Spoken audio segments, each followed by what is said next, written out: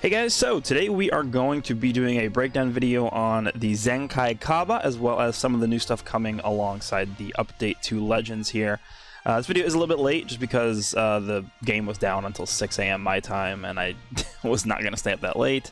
And then we also had a bunch of Dokkan stuff drop last night, so I've just been busy with a bunch of stuff here, but we're going to go ahead and I think we'll just start off with the actual update information. As you can see, the menus look way different now. I can't tell if this is better or worse. I'm just going to have to take some time to get adjusted to the changes here, but it seems like it's pretty decent. So in the news, they have a tab that actually breaks down all the new updates here. So we have the 3.6 update announcement. Obviously, we already know most of the stuff that's come out with this update, but there's always a few things that they just don't talk about in the preview. So the Hoi Poi event and a new battle system.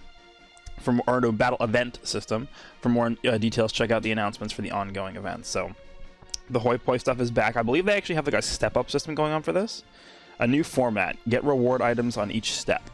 Collect all the items in the step you're on to proceed to the next Hoi Poi step. New reward items will be available. Featured items include Legends Limited Multi-Z powers and Chrono Crystals. Okay.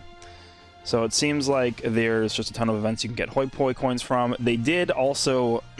there was a raid that was data mined to come out, I assume, this weekend, which I imagine will drop Hoi Poi coins. So keep that in mind. Yeah, it tells you how to use Hoi Poi coins. Here's the steps. Gather all the rewards on a step to proceed to the next. This is actually this reminds me a lot of Pokemon Masters, actually, because they have a very similar system to this, where you like clear stages of rewards and then you can move on to the next stage or something like that. So this looks very similar. Rare metals, crystals, multi-Z power for Legends Limited. I mean, it seems pretty good. Just more rewards for doing stuff. That's always nice. And then of course they have the usual rewards as well: skip tickets, erasers, soul metals, energy, and bells. And I guess this is all the events you can do to get the coins. And you can get the Hoi Poi coins from the upgrade events below while they're available. The Super EXP and the Super Zenny. So if you're farming the Zenny stage, now is the time to do it. This weekend, you'll be able to get the gold bars from the Zenny stage and Hoi Poi coins. Like, you just want to spam that if you can. And then obviously during the login bonus, you get coins as well. So there's just and it says right here, the raid event. Get Hoi Poi coins from the upcoming raid event as well. Okay, so there's like a million ways to get them. That's good. Let's go back to this. So here's the new event, the Battle Gauntlet. Dominate the Battle Gauntlet to get Chrono Crystals. So that is up until the 15th of September. Let's go ahead and take a little bit more of an in-depth look at this. I have not tried this out yet, so I'm not sure exactly how this is going to work. The new event, Battle Gauntlet, is here. Defeat gradually stronger enemies to get Chrono Crystals. I mean, this honestly, just from that very brief description, sounds pretty similar to the 50-stage events that we've gotten, so I don't know how this is going to be different. Oh, this UI looks interesting. Okay. It's a series of battles against enemies that gradually get stronger. Train your party, refine your technique, and win the fierce battles on all 100 levels. New feature is Quick Battle. Quick Battle is a feature that allows you to skip battles if you're stronger than the enemy and the difference in power is too great. Skip battles to make clearing all 100 floors a breeze. Okay, so there's 100 battles instead of 50, but I guess you can now just directly skip the battles. I don't know.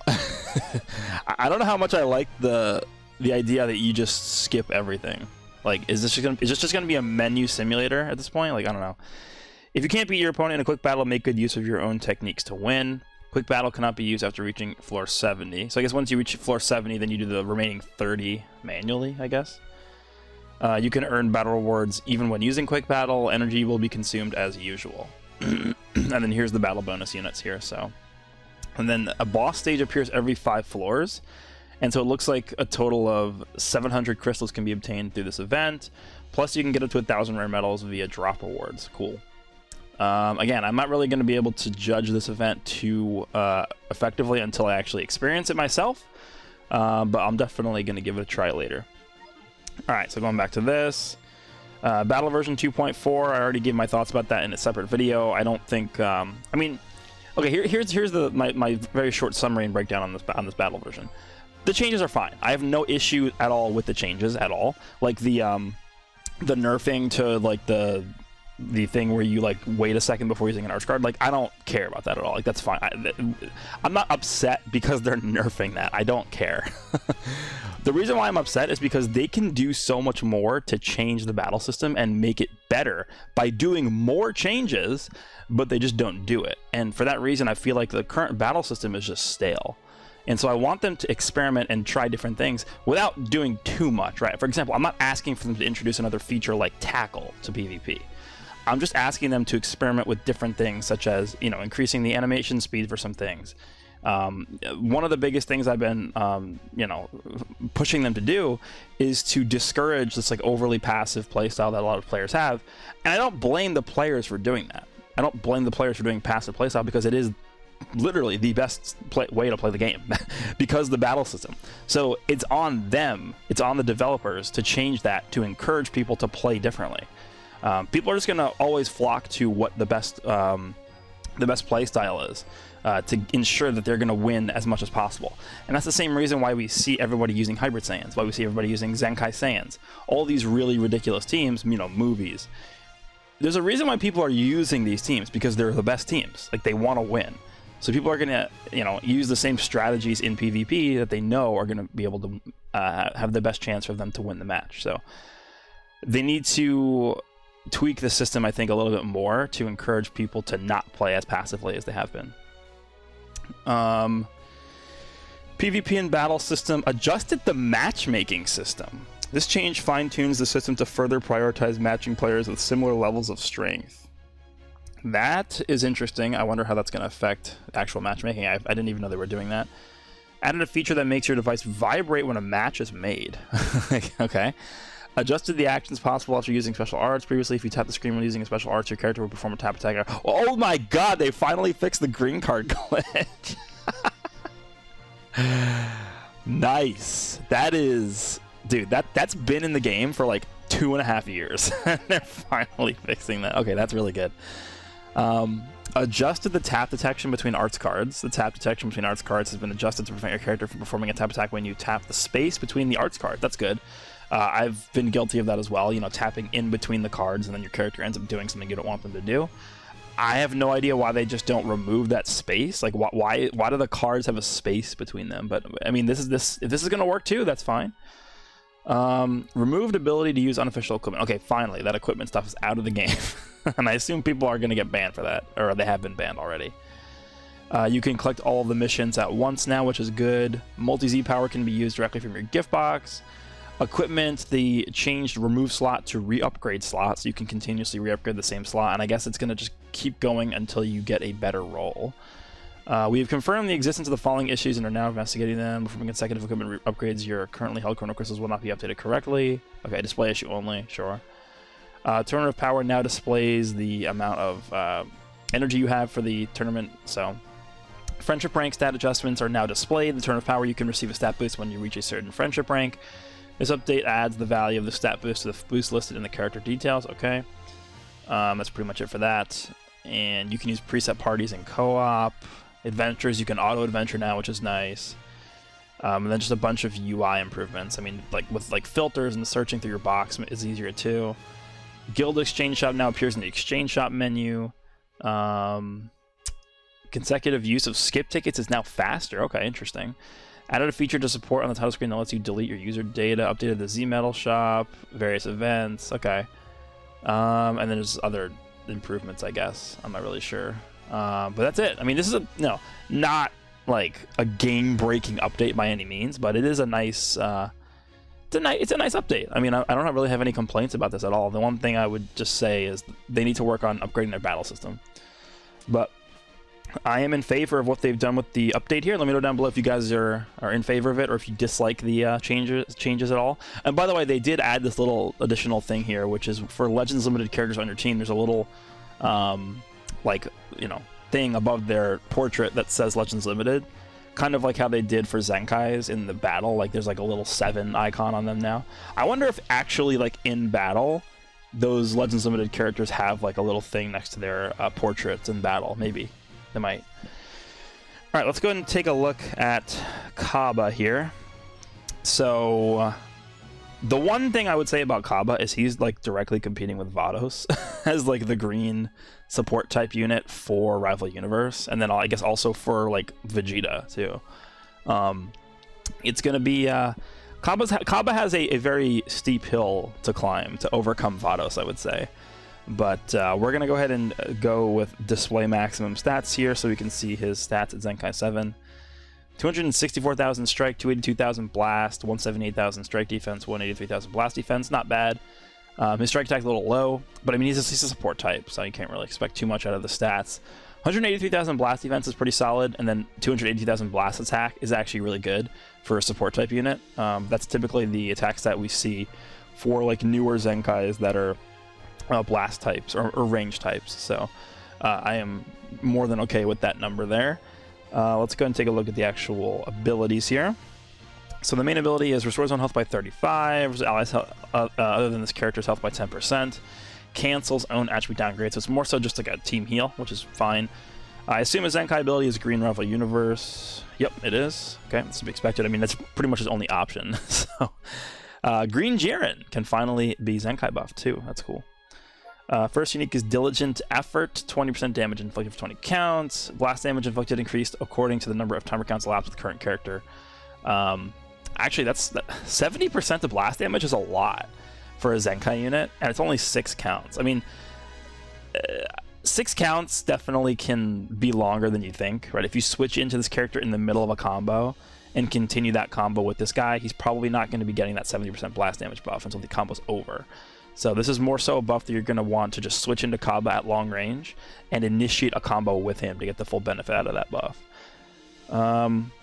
Bond between universes is the second unique. The following effects occur when this character is switched to standby. 40% strike damage inflicted by allied character Vegeta or Rival Universe, and then 20% to blast damage. I wonder why they decided to only give him 20% of blast damage, because actually the 40% to strike damage was already part of his kit before the Zenkai, but it only affected Vegeta. I don't think...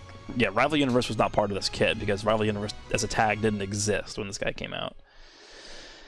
I would have liked to see him give 40% to blast damage. I don't know why they like separated those two things from each other. It should have just been the exact same buff for both strike and... It should have just been all damage, like 40% to damage inflicted by Vegeta or Rival Universe for 15 counts. Because if you want to compare this guy to Vados, Vados is destroying Cabba when it comes to support. I mean, we'll see. Maybe his other unique abilities give support. So Realize Power is the third unique ability here. Reduces damage received by 10% when this character enters the battlefield, cannot be stacked. Inflicts enemy that would downgrade +2 to sub count for 10 timer counts after enemy attack is over. That seems very bad. That's a very bad unique ability. 10% reduced damage received, I don't really think is going to be that impactful. +2 to sub count for 10 counts after enemy attack is over. That could be okay, but it's a very niche situation, I think. It's only really going to be okay if the enemy doesn't have their Vanish, and you leave this guy in for like that entire combo. So I mean, it could be okay. We'll see. Concealed Might is the final unique ability here. Applies the following effects to self every time when faced with an enemy. Restores ki by 30, and then he gets 15% damage inflicted for 10 counts, and then -2 to strike and blast arts costs for 10 timer counts.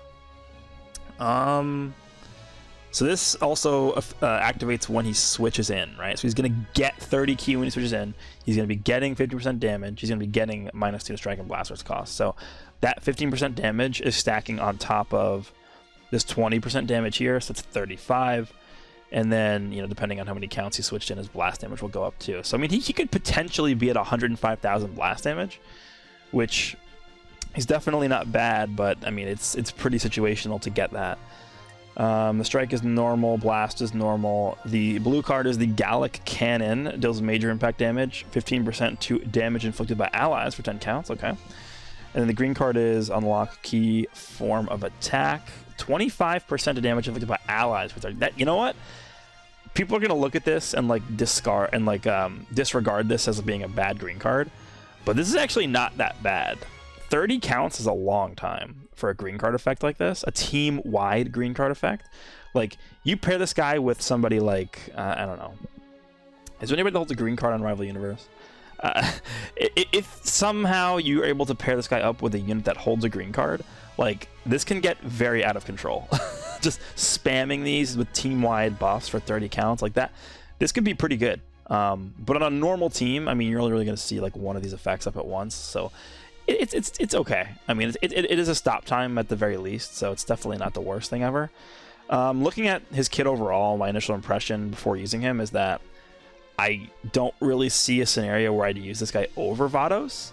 I would have preferred if they gave him more support-centric buffs rather than just himself getting stuff. Because this guy as a support type unit is more so, looking at his kit here, right?